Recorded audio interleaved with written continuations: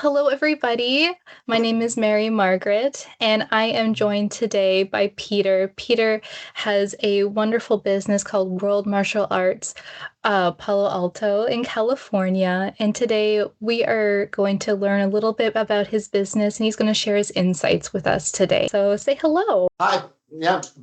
Thank you for having me. I'm very honored to be in this position. And so I just want to say thank you. And anything I can do to help any other martial arts school, I'm more than happy to give some insight. That's amazing. Thank you so much. So we're just going to start off with a few real quick intro questions. So I would like to be able to just ask, tell us a little bit about your business and how did it all start? Okay. So back in 2000, so I started martial arts on a fluke, actually, of all things. I thought it was stupid, to be honest with you. But my best friend was brought to an introductory lesson.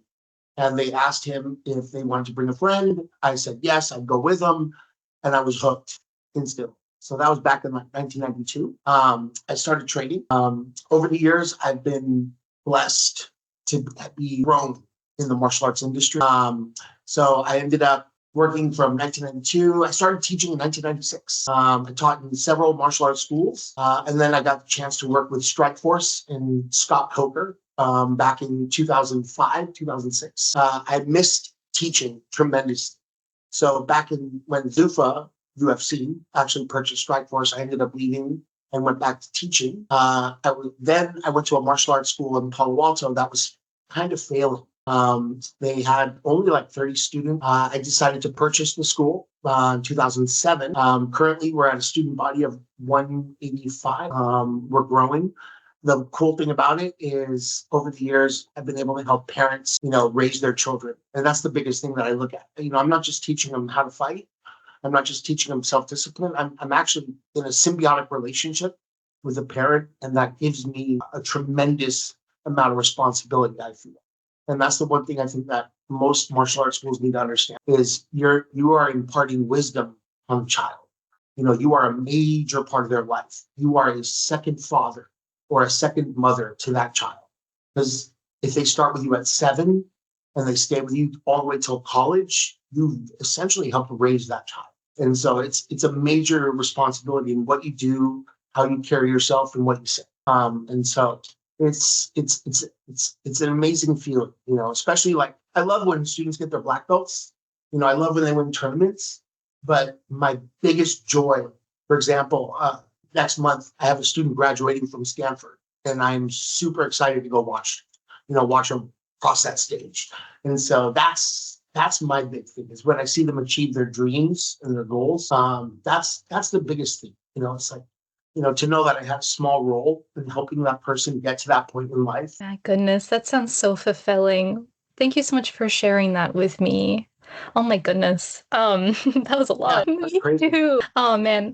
So sorry. It just reminds me I have a son.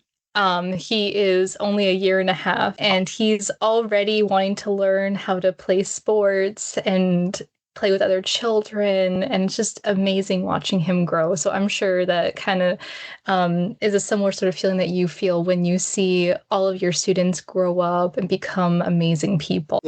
I could not explain it. That's wonderful. Now that, I have students who have their own children and they're bringing, so it's crazy because I taught the parent and now I'm teaching the child and it's like mind blowing. Oh, that's amazing. What do you feel makes your place special? Like, how do you stick out from other businesses in your area? So my number one thing is I'm not a business. I am not, we are a community is how I look at it, you know? And that's how it has to feel. Like I'm not going to nickel and dime the parent. For example, I'm not going to upsell. I'm not going to tell them to buy something they shouldn't have to buy. And on top of that, the idea is I have parents who are being in Palo Alto. I have parents who are very well off. They own commercial buildings. They have technology patents. And I have other parents that are working 2 jobs. So, we have a mix of both of those things. And the idea is when I have a student and a family that trains with us, it has to feel like home, like a second place where they can come. I have students that come literally after school and do their homework and then teach and then train and then go back to doing their homework. So it really is like their home away from home. And as long as you feel like it's a community, you're going to end up growing and you're going to end up, the business aspect will take care of itself. Like, for example, our first sign up special, is you get a one-on-one lesson, you get a pair of boxing gloves. We're going to give you a full month of training just to make sure that what we talk about, the parent agrees with. And the whole idea is I want to be in a good relationship with the parent, and that way the child can grow. So as long as it's not feeling like a business and it is feeling like a community, schools will grow naturally, and it'll grow the right. You don't have to. I don't do any advertising. I don't. The only thing I do is Yelp, right? But other than that, I don't do it. Everything's word of mouth. Everything's very grassroots. And so that's the way to grow. That's the way to grow. Yeah, The other thing about our school that is special is we don't do traditional martial arts. I teach applicable martial arts. So a lot of martial arts schools, they do a lot of things that are just in the air, a lot of traditional forms. My goal is application. And I feel like with a student, they need to overcome challenges. They need to learn how to defend themselves properly. The reason why is when they can actually defend themselves, they first have to learn how to control their own self and their own emotion and their physiology. Once you've learned how to control your mindset, once you've learned how to control your body, then you can learn how to control your opponent. But in doing that, you've actually learned self-confidence. So when a situation arises where you have to defend yourself, you're not getting wrapped up in the emotion. You can stay calm and you can actually diffuse the fight. And that's the way martial arts should be. It's you learn self-confidence through your challenges that you overcome at the school. Then if you have to fight, you can defend yourself. But if not, you can always calm the situation down because mentally, you know what you can handle. And I think that's the big thing. I think most kids get in a fight because their adrenaline kicks in, or they look afraid and the bully automatically sees it and gets after it. Wow, that is a lot to unpack. That was a really great, belief system for your space. And it's kind of like leads into something that I did want to discuss and kind of maybe flesh out a little bit further, especially for businesses, that are just starting out, owners that, are still trying to find their way. Could you tell me, like, what's your definition of a successful studio, gym, school?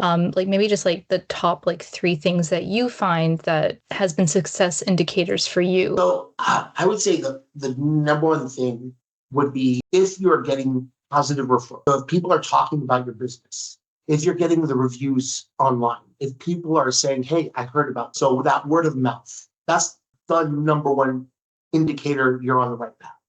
The second thing I would say is if your students are quality, you got to be honest with the student. You can't just teach them, give them belts, and just push them through the system. And then you end up with no quality. So yes, it's about making, I'm in business, so I do have to make money, but I have to remember, ultimately, I have ethics. I cannot sacrifice my idea of what the black belt should be just to get the money.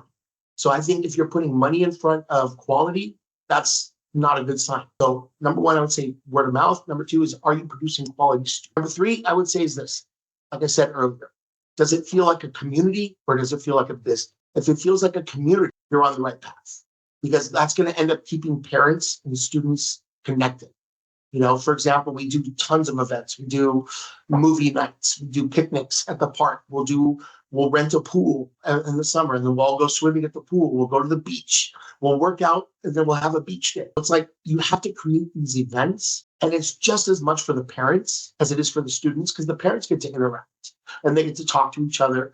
And what adult doesn't want a community? How awesome is it to have, 200 families at a beach, right? And you're swimming, you're having fun.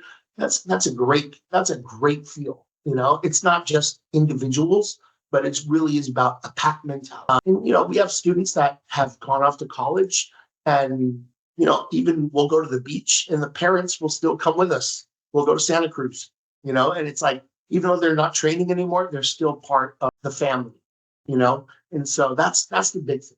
It's really steering away from the idea of making it a business and really making it a nice network, where people get to interact with each other. And so That's wonderful. Honestly, that's really exciting. Having that pack mentality, helping people to feel like they belong. That's a really great piece. I wanted to ask, it seems like you have like a system going. You have, your belief system. You have the way that you run your things ethically. I wanted to ask, what was one big lesson that shaped how you run your studio today? Ooh, I've learned a lot over the years. The big one, okay, well, we could approach this which way. I could approach this the martial arts instruction way, or I could approach this the business mentality. Which one would you like? I would say the one that feels the most truest to you. 1998, I had a student who got in a fight and he lost. And he came up to me and he was like, I couldn't do it. He got hurt. He got beat up. And to this day, I failed him. He did not defend himself properly because I didn't put the time in to make him successful. Sorry.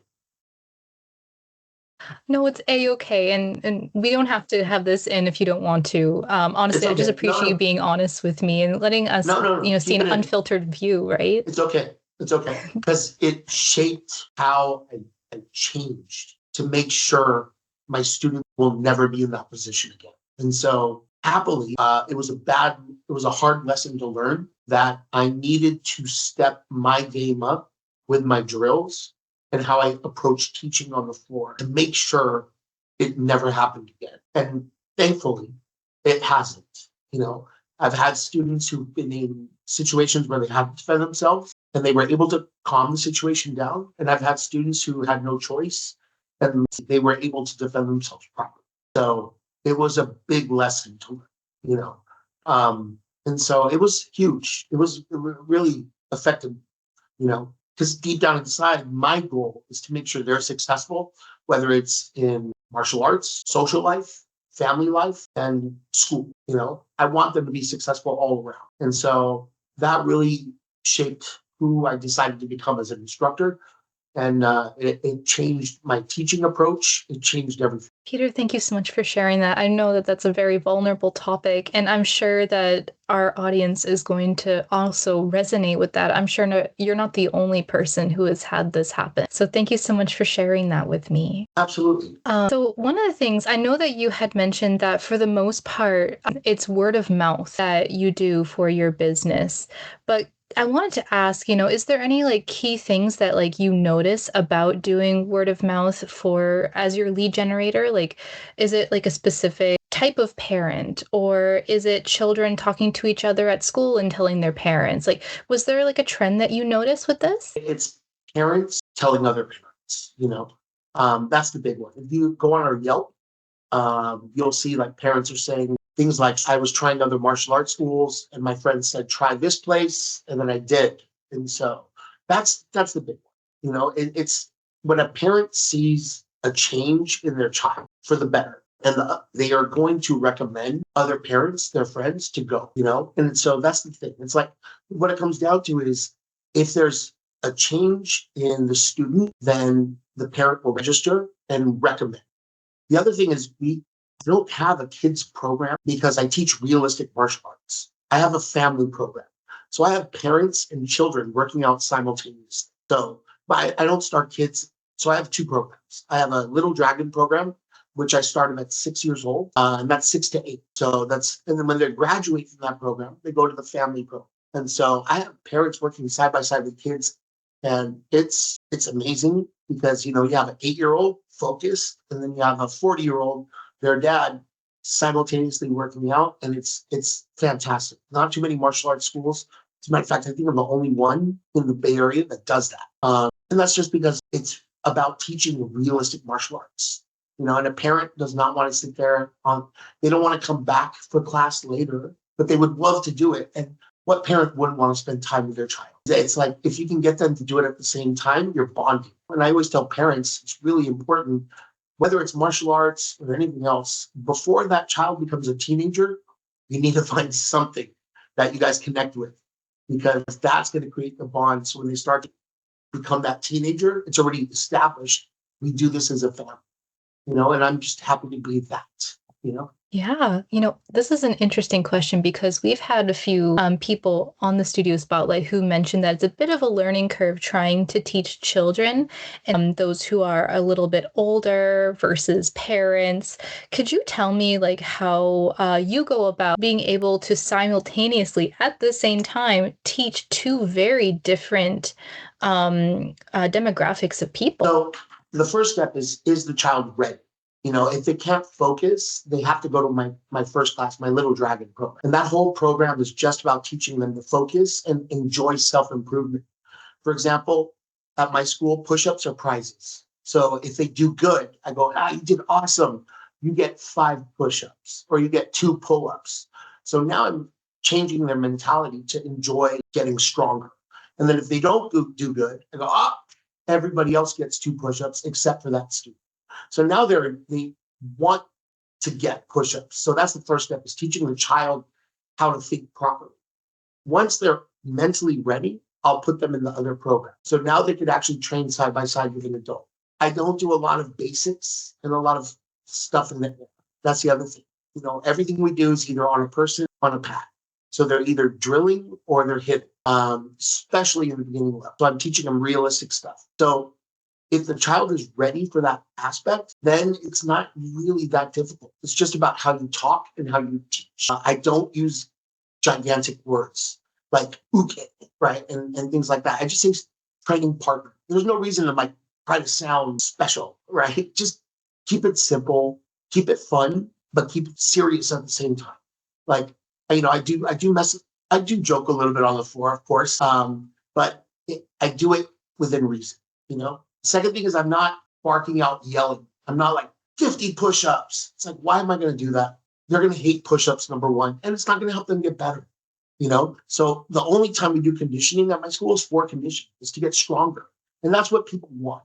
Now, if I'm hitting pads, I can teach an adult and a child at the same time because they're hitting pads, they're both getting stronger, they're both getting better. It's the problem is when you teach a kids program like a kids program, no adult is going to want to do signs and sets. It's not going to work. So you have to find the proper game, and we still do game, but you have to find the right games to play, and then you got to find the right drills.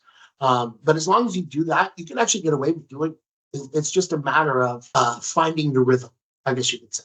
Yeah, and honestly, that kind of leads into some other like questions that I had, not necessarily related to teaching, but about finding a rhythm in terms of your monthly revenue. Like right now, how do you stabilize your monthly revenue, or do you just kind of accept the ups and downs as they come right now? Well, we have using member solutions is great, of course, because the one thing I don't want to do is feel like a business. So member solutions does that for me. So I see my monthly collections coming in, and I go, okay, we're at this amount.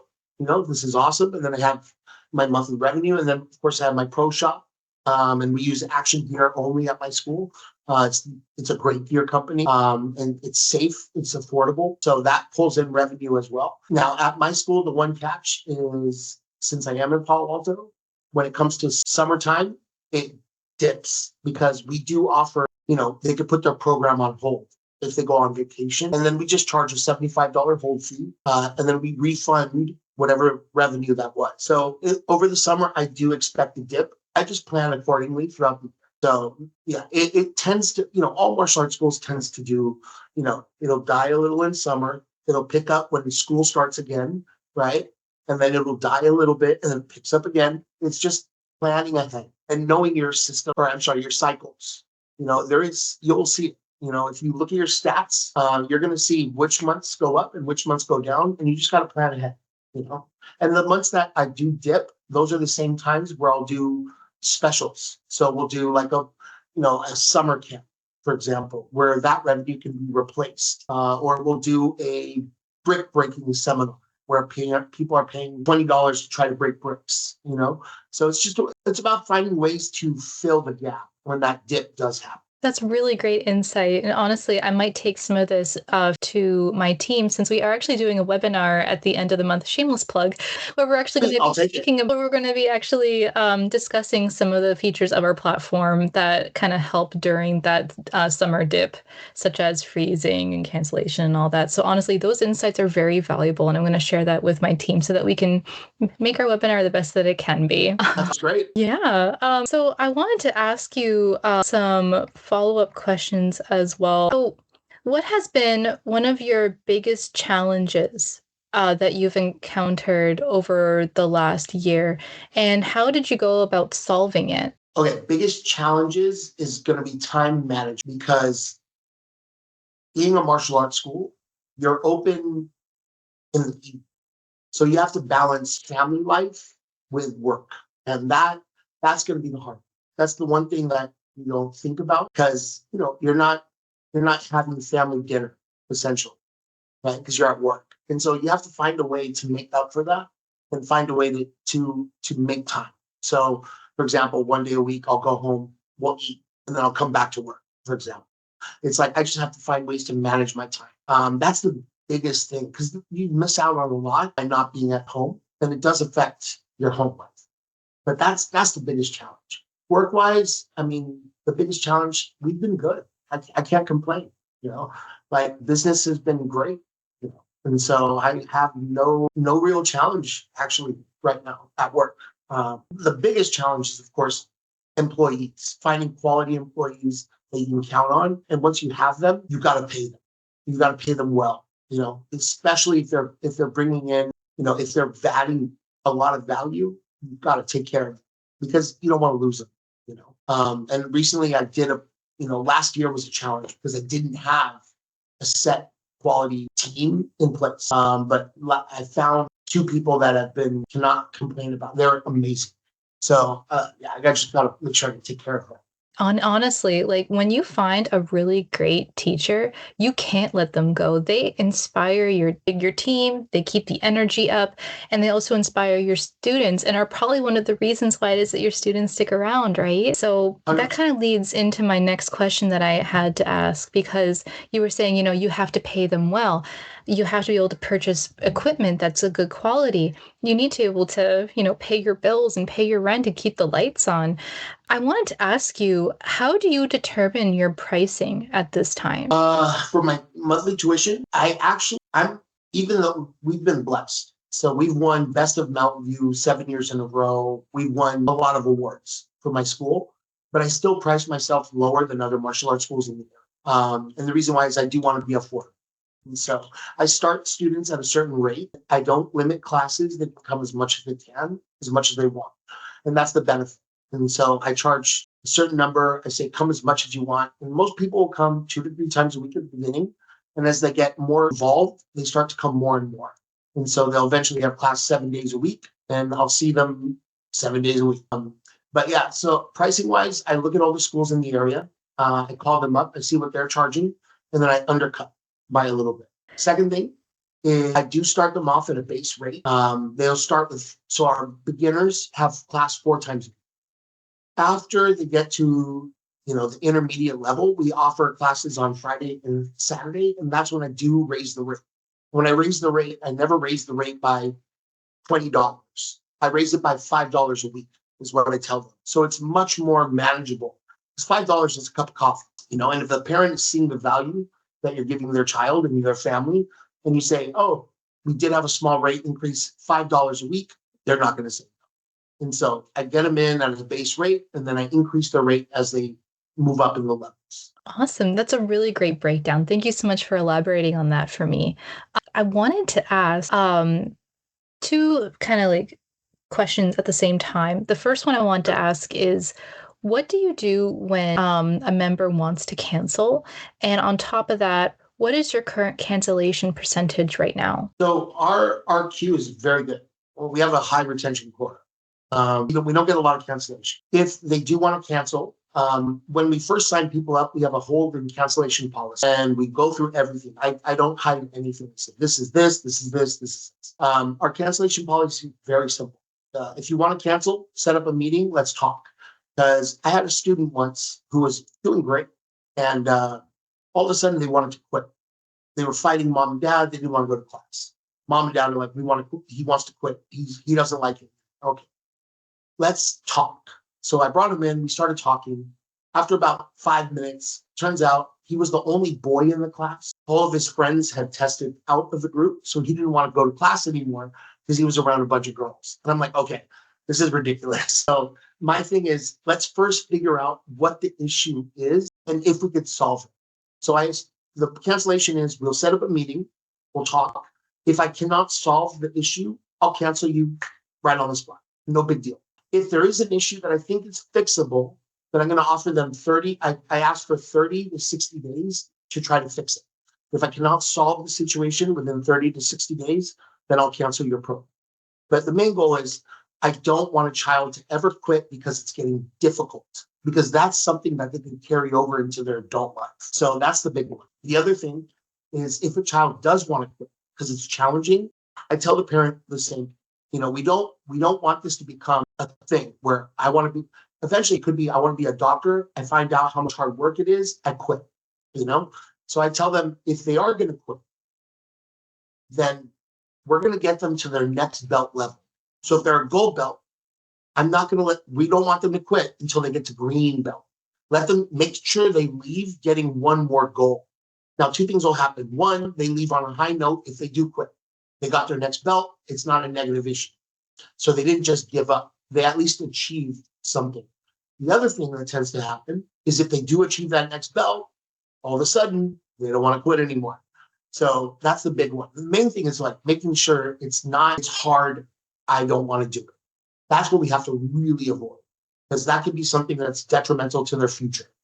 Yeah. And you saying that you have classes with lots of young women, that's also a really amazing thing. There's not usually that many women who are interested in martial arts. So having classes with all kinds of women of all ages, that's amazing. You guys are doing a really great job. We have a lot of women, and on top of, and part of that is I'm always making sure I have strong female instructors to help me teach on the floor.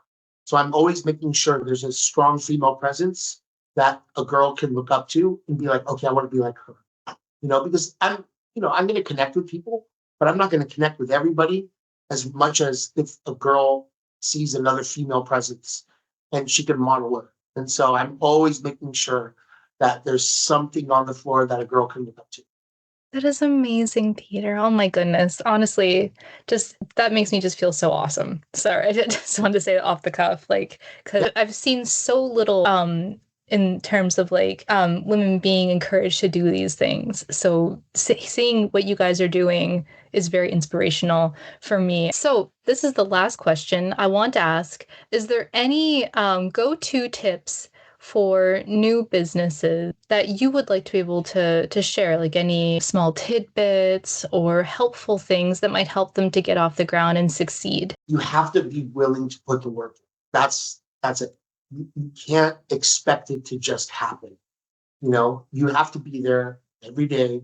You can't put it on someone else's shoulders. You can't give it to your assistant instructors and expect them to do the same job, because it's not. This is your passion project, and that's what martial arts is.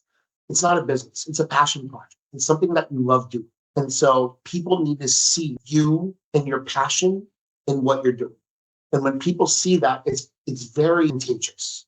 You're going to be inspiring people if you're there. If you're not at the business because of, I got to go to a baseball game, or I got to go watch the basketball, that's going to affect your growth.